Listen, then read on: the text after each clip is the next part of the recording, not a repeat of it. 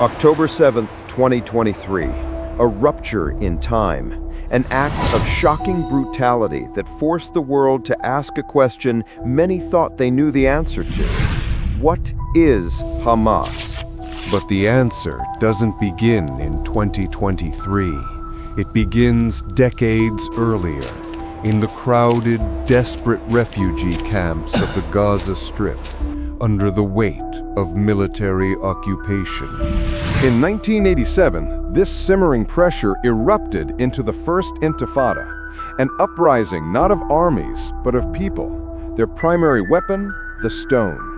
And from this fire, a new movement was forged, led by the wheelchair-bound cleric, Sheikh Ahmed Yassin. Hamas emerged as an offshoot of the Muslim Brotherhood, offering a path of armed Islamic resistance. Their founding charter was absolute. It defined Palestine as an Islamic birthright and called for the eventual destruction of Israel, an ideology that would set the stage for decades of uncompromising conflict.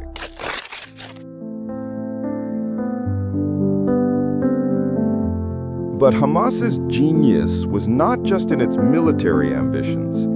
It understood that to win a war, you must first win the people. This was the work of its dawah, its social welfare wing. They built schools, hospitals, and libraries.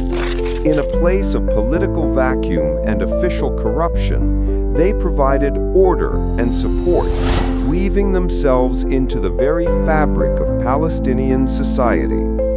Simultaneously, in the shadows, its other face was growing. The Izz ad-Din Al-Qassam brigades, an army built in secret, funded by a global network. Throughout the 90s and the Second Intifada, this duality became a deadly strategy. Acts of charity would win local support, while brutal suicide attacks inside Israel would provoke massive military retaliation, a cycle of violence that bled both sides.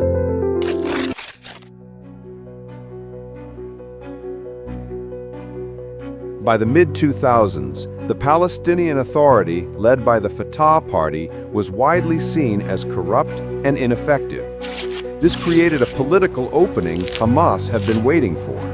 In 2006, they entered the political arena.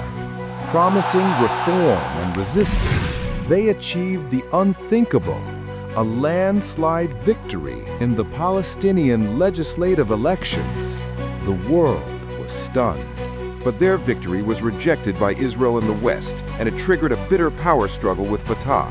In 2007, the streets of Gaza became a war zone for a bloody Palestinian civil war.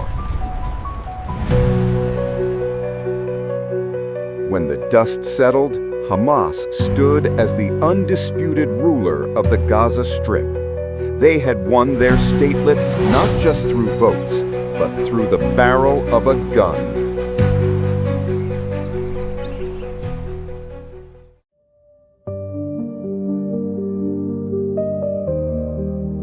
The takeover was met with an iron wall. Israel and Egypt imposed a complete land, air, and sea blockade, turning Gaza into what many would call the world's largest open-air prison. Life under Hamas and the blockade became a relentless cycle of war. 2008, 2012, 2014, 2021. An entire generation has been born and raised knowing nothing but siege and bombardment. This led to the rupture of October 7th, 2023.